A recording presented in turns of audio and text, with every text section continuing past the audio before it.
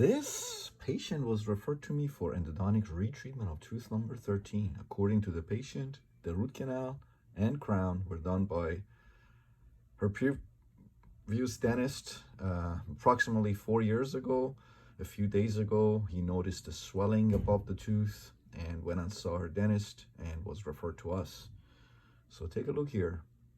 You can see a porcelain crown here, build up, previous root canal, and a large periapical lucency right there. Okay, tooth probe 2 to 3 millimeters all around, percussion tender, palpation tender. And let me show you what we found clinically.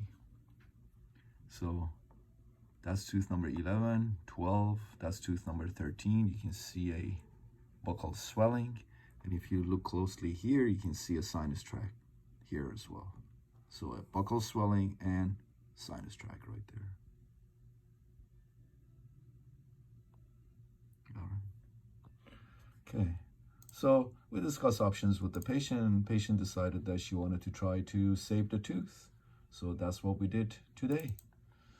Went through the porcelain crown and went through the build-up, composite build-up, and removed the gutta percha. I used chloroform and a number 15 C file and removed the gutta percha, and the apical diameter turned out to be 60, so I placed MTA here. This is white MTA followed by gutta percha and sealer, and temporized the tooth and referred her back to her dentist. We'll usually schedule these patients for a post-op, for a follow-up, so if patient shows up, I'll make a video and post that as well. But I'm optimistic this infection will heal over time.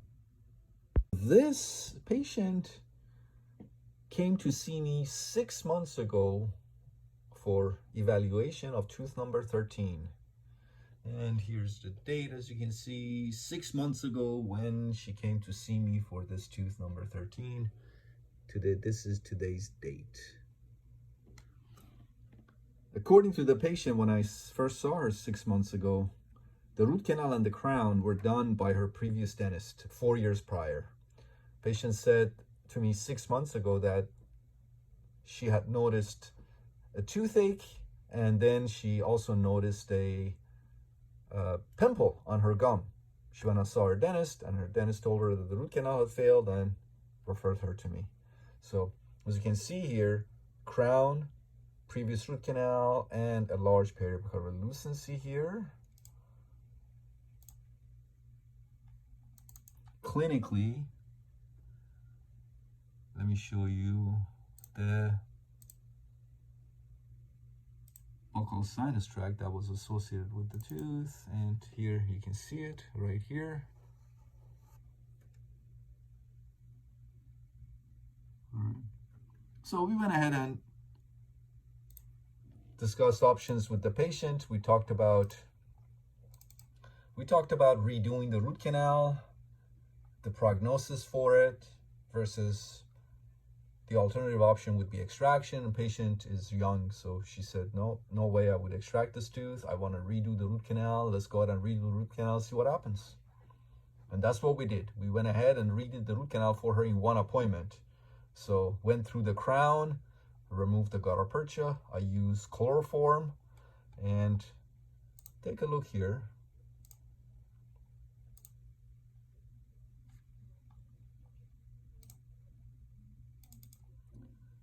This was immediately after I had redone the root canal for this patient 6 months ago. And here's the date, as you can see, 4/9/2024. And again, today is 10/14/2024. Immediately after, I redid the root canal in one appointment. You can see the large periapical lucency here. The apical diameter turned out to be over 50, so I went ahead and placed an MTA plug. So this is all MTA, white MTA, followed by gutta percha and sealer. Temporized the tooth and referred her to her dentist. Again, this was done 6 months ago in one appointment. So I redid the root canal in one appointment. Will that cause an endodontic retreatment failure? I went through the crown and redid the root canal in one appointment. Will that cause endodontic retreatment failure? MTA extrusion MTA was extruded during the MTA obturation. Will that cause endodontic retreatment failure? Let's find out. Patient came in today for her 6 months post-op check. And take a look.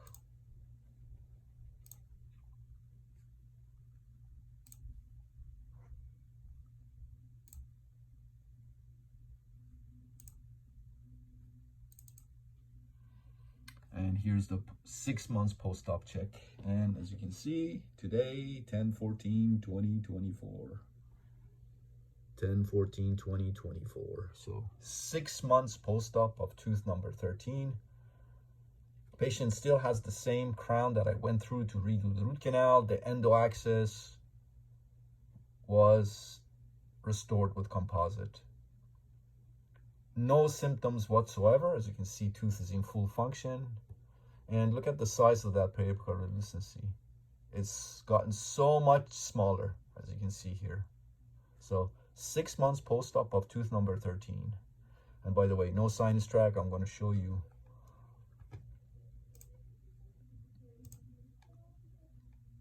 And take a look here.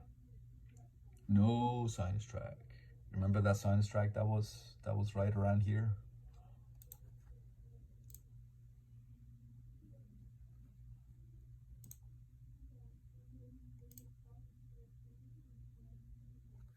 That's the tooth.